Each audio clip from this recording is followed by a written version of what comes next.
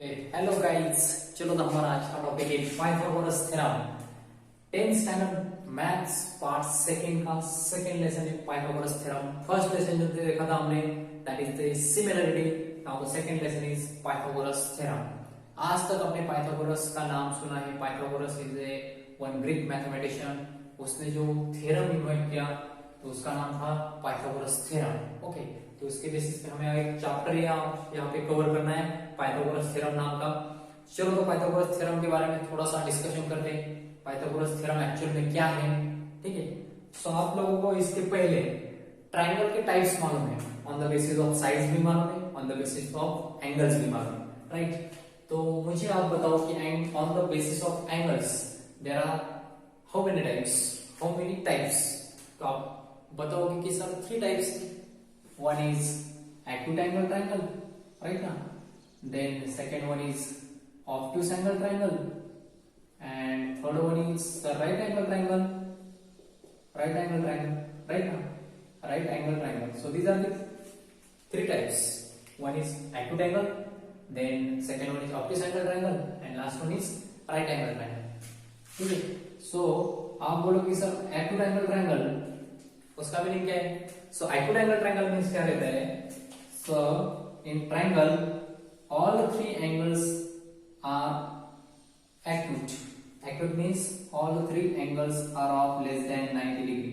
Means suppose ये 30 degree का होगा, ये 30 डिग्री का होगा, ये 30 डिग्री का होगा, तो all these are less than 90 degree. That's why this triangle ABC is called as a acute angle triangle. Then obtuse angle triangle, in the triangle one angle is greater than 90 degree. Suppose ये 110 degree, बाकी suppose ये 30 degree, right ना, तो ये 40 degree होगा, ठीक है। In obtuse angle triangle one angle is obtuse and another 2 angle is acute, and last one is right angle triangle. So what is meant by right angle triangle? So आप बताओ कि sir right angle triangle है, तो suppose right angle triangle XYZ, so in that triangle angle Y is equal to 90 degree. So एक angle कितने degree का होगा, 90 degree का, and other two are the acute angles, so इसको बोलना है हमें राइट एंगल ट्रायंगल, इसको बोलना है ऑब्ट्यूस एंगल ट्रायंगल, इसको बोलना है, इसको क्या बोलना है, एक्यूट एंगल ट्रायंगल बोलना है। Okay, so these are the types of the triangle. So आप पाइथागोरस थ्योरम जब आप बोलोगे तो Pythagoras theorem only applicable for right angle triangle, only applicable for right angle triangle. So Pythagoras theorem में आप देखना है, यहाँ पे आपके पास एक राइट एंगल ट्रायंगल है। For example this is one triangle, name of the given triangle is ABC, name of the given triangle is ABC, right? And in this triangle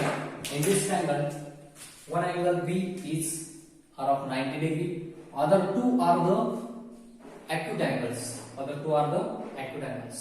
so now here in triangle ABC, side opposite to this 90 degree is AC, and AC is known as a hypotenuse. सो आपको ध्यान में रखना है यहाँ पे हरदम कि 90 degree के आगे वाली जो साइड रहेगी वो हमेशा कौन रहेगा, हाइपोटेनस रहेगा, ठीक है। एंड 2 एंगल बाकी के में say that is acute angle, and जो बी एंगल है वो कितने डिग्री का है, यहाँ पे 90 डिग्री का है। सो पाइथागोरस थ्योरम क्या होता है, सो हमें क्या देखना है यहाँ पे, पाइथागोरस थ्योरम। चलो तो पाइथागोरस थ्योरम क्या बोल रहा है। Pythagoras theorem says that in a right angle triangle, so मैं यहाँ पे लिख लेगा, in a right angle triangle, square of the hypotenuse, यहाँ पे लिख लेता मैं, square of the hypotenuse is equal to the sum of squares of other 2 sides, is equal to the sum of squares of squares of other two sides, इसको बोल रहे हैं हमें पाइथागोरस थ्योरम। ये पाइथागोरस थ्योरम हमने 7th standard में सीखा है, 8th स्टैंडर्ड में भी सीखा है, अब 9th स्टैंडर्ड में भी सीखा है एंड 10th स्टैंडर्ड में तो डायरेक्ट लेसन है आपको।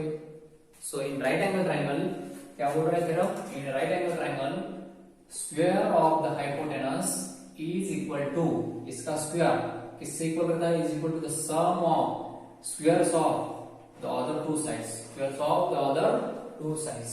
इसका मीनिंग क्या है? That is who is the hypotenuse AC।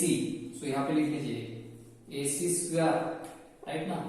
AC square is equal to length of AC square is equal to length of AB square plus length of BC square, length of BC square.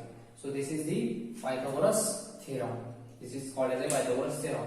और इसको हम ऐसे भी लिख सकते हैं, therefore AC square is equal to AB square plus BC square, AB square plus BC square. So this is called as a Pythagoras theorem. Hypotenuse square is equal to side 1 square plus side 2 square.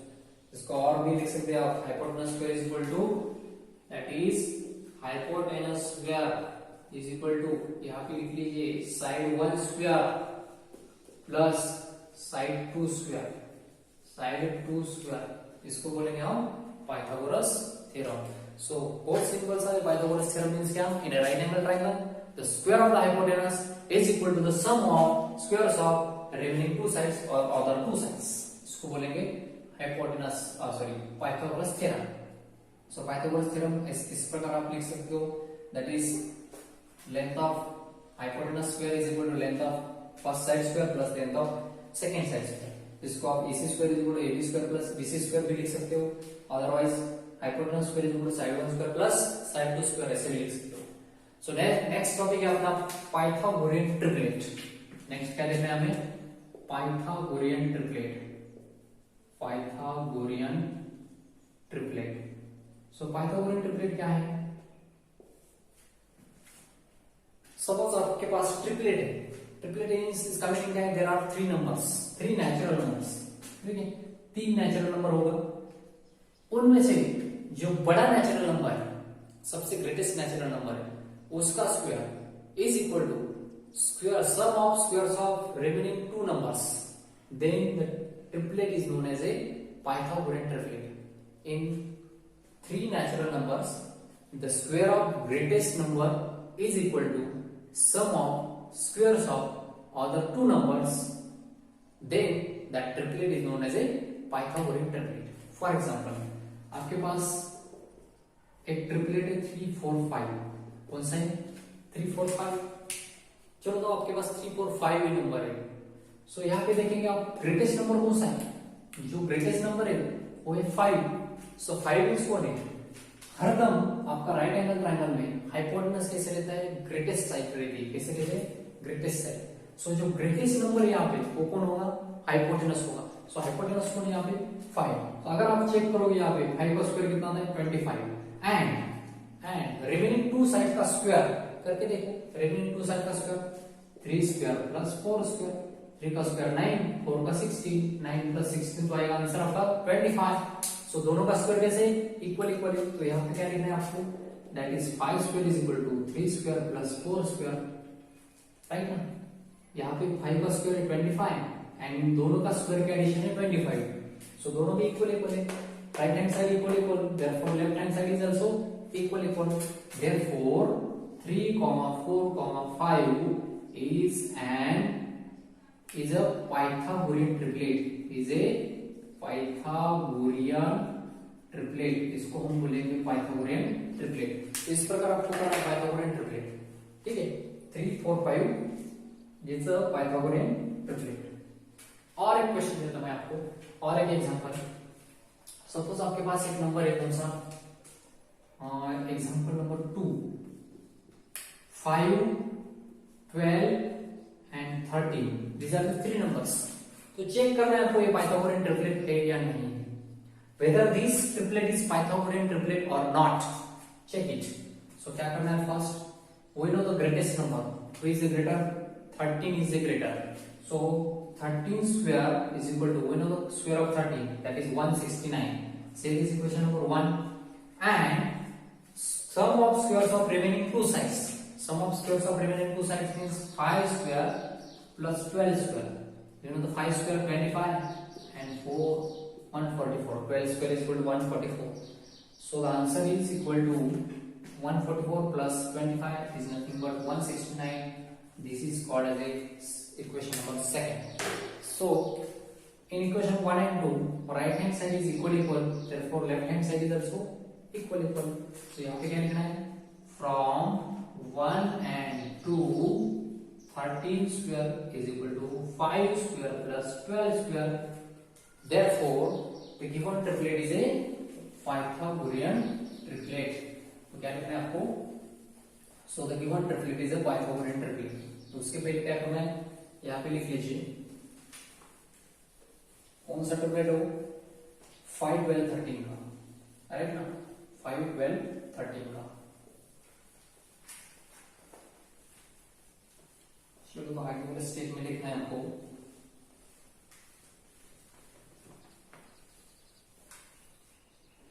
यहाँ पे क्या आएगा वो? That is 5 12 13 is a Pythagorean triplet.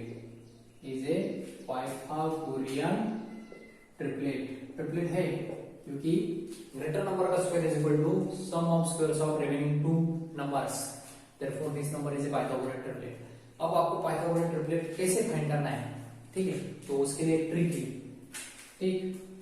तो यहाँ पे लिखना for m for any m, any natural number m, for any natural number m, ठीक है? तो फर्स्ट है 2m, m square minus 1 and m square 1 is a Pythagorean triplet. Is a Pythagorean triplet. Is a Pythagorean triplet. So कौन से number है आपके पास? कौन सा भी नेचुरल नंबर हो आपके पास, कौन सा भी नेचुरल नंबर, कौन सा? ये वाले नंबर्स, ठीक है? कौन सा भी नेचुरल नंबर हो आपके पास, तो कौन है? 1 छोड़ गया. For any natural number m other than 1, नहीं तो except 1 लिखना है यहाँ पे. except 1 छोड़ के except 1. 2m m square minus 1 m square plus 1 is a Pythagorean triplet. ये कौन रहता है? Pythagorean triplet. फॉर एग्जाम्पल, आपको एग्जाम्पल लेके समझाता हूँ. m is equal to suppose आपके पास 4 है. कितना है? 4. चलो तो 2m कितना आएगा? Therefore 2m is equal to 2 into 4, तो कितना आता है? 8. चलो m square minus 1, 4 square minus 1, 16 minus 1 तो कितना आएगा? 15. and m square plus 1 is equal to 4 square plus 1, 16 plus 1 तो कितना आएगा? 70. कितना आएगा? 70. Therefore 8, 15 and 17 is a Pythagorean triplet. Is a Pythagorean triplet. ठीक है? Is a Pythagorean triplet. तो कौन सा Pythagorean triplet है? Pythagorean triplet है 8, 15 and 17 is Pythagorean triplet. कैसे? 17 का स्क्वायर अगर आप करोगे तो आपको मिलेगा 289, 15 का 225 प्लस उसमें करोगे 64, इन दोनों का फिर से आएगा 289. सो दोनों का स्क्वायर इक्वल आ रहा है, तो इसको that's why 8, 15 and 17 is a Pythagorean triplet. इस प्रकार आपको याद रखना है. Okay, so this is a Pythagorean triplet. तो ये याद में रखो आप. Pythagorean triplet मींस होता क्या है एक्चुअली, ठीक ना? सो अगर आपके पास चेक करना है तो ऐसे करना है. एंड अगर आपके पास अब किसी ने बोला बताओ आपको एक Pythagorean triplet, तो Pythagorean triplet बताने के लिए ये वो ट्रिक ओनली याद में रखो. 2m m square minus 1 and m square plus 1. इतना ट्रिक याद रखने के बाद आपके पास जो नंबर आएगा, कौन सा भी एक नेचुरल नंबर लिखो आप यहाँ पे m is equal to 1 छोड़ ठीक है, 1 को छोड़ के दूसरा कौन सा भी नंबर लिख सकते हो आप एंड इस प्रकार कर सकते हो, तो आपको फाइनल आंसर मिलेगा जो भी आपका आंसर आएगा that is the Pythagorean triplet. अगर आप m इज इक्वल टू कितना लेते हैं, m इज इक्वल टू 3 लेते, तो यहाँ पे कितना आएगा 6 आएगा। 3 का स्क्वायर 9 माइनस 1 तो कितना आएगा 8, 9 प्लस 1 तो आएगा 10। देख लीजिए आप 10 का स्क्वायर 100 आता है, 8 का 64 एंड 36, 64 प्लस 36 100, इसका अकेला 100। सो this is also Pythagorean triplet, this is also Pythagorean triplet. So I hope आपको ये लेक्चर अच्छे तरह से समझ में आया होगा। इस लेक्चर में हमने क्या क्या सिखाया होंगे, Pythagoras theorem and Pythagoras theorem के बाद जो है Pythagorean triplet, that is the Pythagorean triplet. So simple था पाइथागोरियन ट्रिपलेट। आपको क्वेश्चन ऐसा आएगा, check whether the given triplet is Pythagorean triplet और नॉट। सो आपको क्या करना है, ग्रेटर नंबर का square is equal to sum of squares of other two numbers. अगर इक्वल इक्वल आ रहा है राइट हैंड साइड तो आप बोल लीजिए उसको पाइथागोरियन ट्रिपलेट है, वो नहीं आ रहा तो डायरेक्टली लिखना है आपको नॉट इक्वल टू, अगर नहीं है तो, एंड नीचे लिखना है the given triplet is not a Pythagorean triplet. And Pythagorean triplet अगर आपको किसी ने बताया कि बताओ एक पाइथागोरियन ट्रिपलेट, तो जनरली आप क्या कर सकते हो, यहाँ पे कौन सा भी नंबर लिख सकते हो, यहाँ पे m इज इक्वल टू, तो आपको ये याद में रखना पड़ेगा 2m m square minus 1 and m square plus 1। Generally आप 2 भी ले सकते हो, यहाँ पे 2 लिया तो कितना आएगा आपका 2 टू द 4, यहाँ पे 2 का स्क्वायर 4 माइनस 1 3 आएगा, 4 3 एंड यहाँ पे आएगा 2 का स्क्वायर 4 प्लस 1 5। सो यहाँ पे लिख लिया था हमने 3 4 5 इज अ पाइथागोरियन ट्रिपलेट, पहले ही चेक किया है 3 4 5। ठीक है, तो इस प्रकार आप सब लोग कर सकते हो इसको, बहुत इजी था ये। आई होप आपको ये लेक्चर अच्छी तरह से समझ में आया होगा। सो नेक्स्ट लेक्चर में हमें देखना है property of 30 degree 60 degree 90 degree, also property of 45 45 90 degree and then similarity in right angle triangle. ठीक है, तो आगे वाला पार्ट है हम नेक्स्ट लेक्चर में देखेंगे। तो इस सभी इसका एक बार क्या करिए, आप प्रैक्टिस करिए, इसको एक बार रिवाइज करिए, तो आपको अच्छे तरह से सभी क्वेश्चंस इसके ऊपर जितने भी क्वेश्चन है, क्वेश्चन इसके ऊपर ज्यादा कुछ क्वेश्चन नहीं है, ओनली एक ही क्वेश्चन है पाइथागोरियन ट्रिपलेट का, तो आपको डेफिनेटली है। Thank you everybody, best of luck.